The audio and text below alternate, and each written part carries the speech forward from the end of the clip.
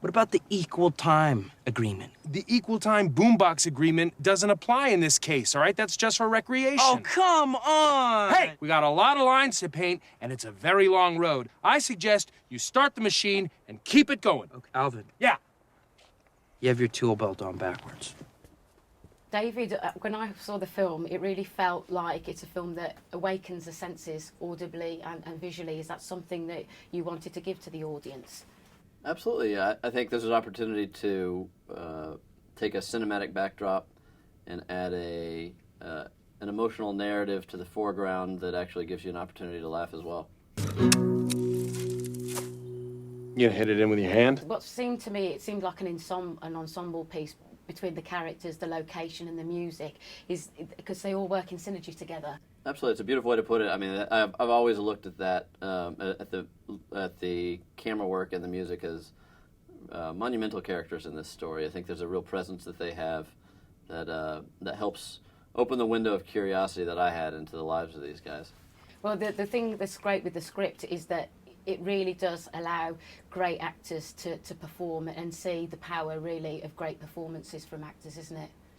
Yeah, a lot of the success of a film like this really depends on the quality of the actors that are in front of the camera. And so by having people like Paul and Emile roll up their sleeves and put aside a lot of the luxuries that they can become accustomed to on the bigger movies and really utilize this as a performance piece where you don't have to hit your mark specifically on any take. You don't have to worry about the green screen that's going to be replaced by the spaceship for the next in post-production for the film, and you can just be two people in a moment. And it's really nice to have something that's that unconceived in a way. It's very refreshing to have something that could be raw and really nurtured in an organic way. And just allowing them to react, basically, isn't it? Right, and there's no rules. It was a 65-page script. You know, most scripts I've worked on, or most films I've worked on, have a script over 100 pages, and this was very short and efficient, and then it allowed us a chance to improvise and integrate characters that weren't necessarily even in the script into the movie, and linger on nature and the backdrop of animals, and have a momentum with the music that really brought out, an honesty that I think the characters were there to portray. You know that paint is poisonous, right? It's interesting with the characters, actually, because they're polar opposites as people, but also there's a generational difference. So did that help you, when you were writing and carving the characters, give that kind of contrast between the two? I think so. They kind of switch roles between who's the mature one and who's the immature one, and who's got a foothold on the reality of their life and who's a loose cannon struggling in the chaos of the universe.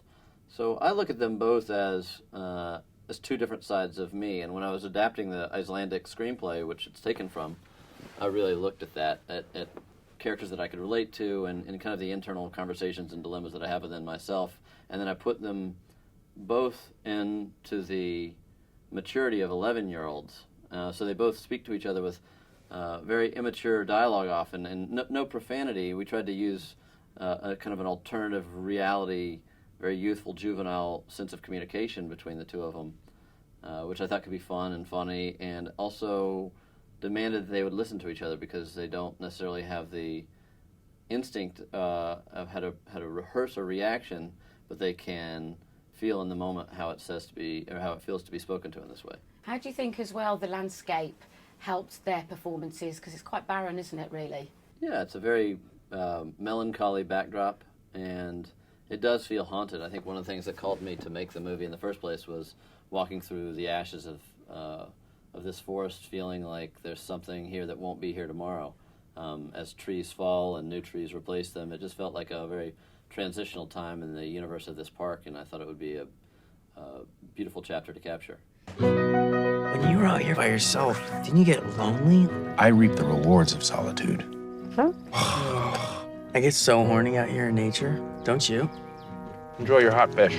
And with regards to the fact that you're working with such a small cast, how does that affect you as a director? Is it a more pleasant experience because you've just got to concentrate on small amounts of characters and people to deal with? Well, I've always had pleasant experience. Anytime someone unleashes me and my friends with a camera and a subject matter, we have a great time. So I have the weird conflict of life where my hobby has become my career, and I don't know what to do on the weekends other than work.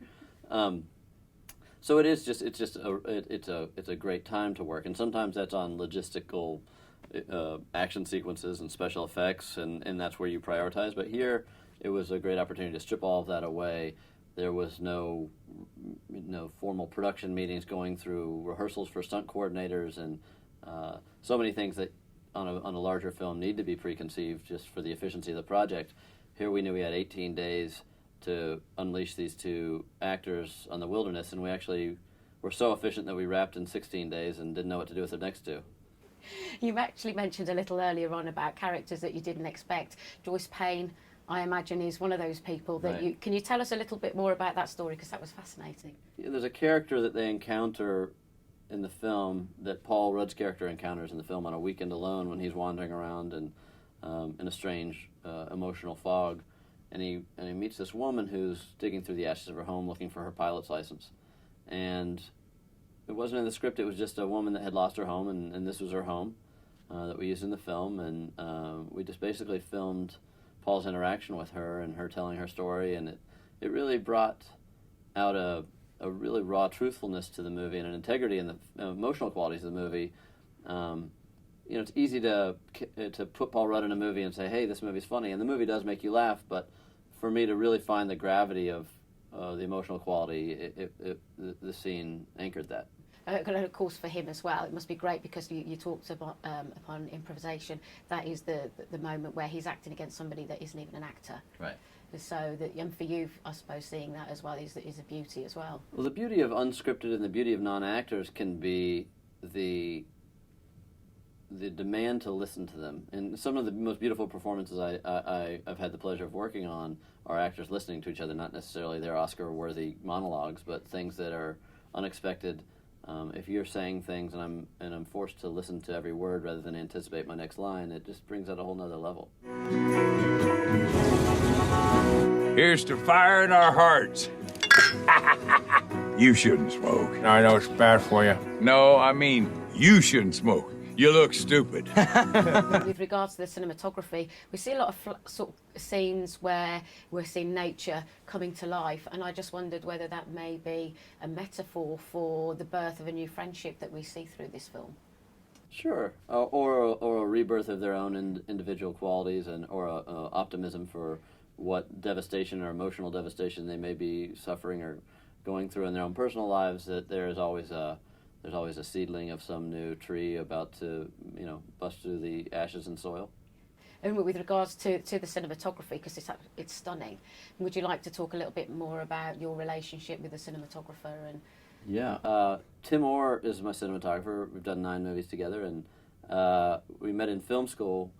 We were assigned to work together on a documentary I was doing about the artificial insemination of cattle. And that was the first experience of going through an experience that was both funny and disturbing and dramatic and scientific and had such a complexity of emotions. And seeing his visual instinct, where he was going to put the camera, when it's time to be graphic, when it's time to be subtle, is really important to me. And the music we'd listen to on the way to set, I knew that he had a sense of emotion and a sense of pace that was going to translate into a great camera work. Just need an adventure.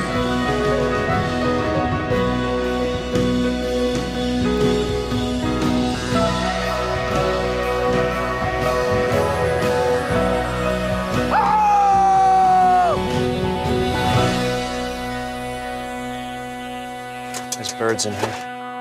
What?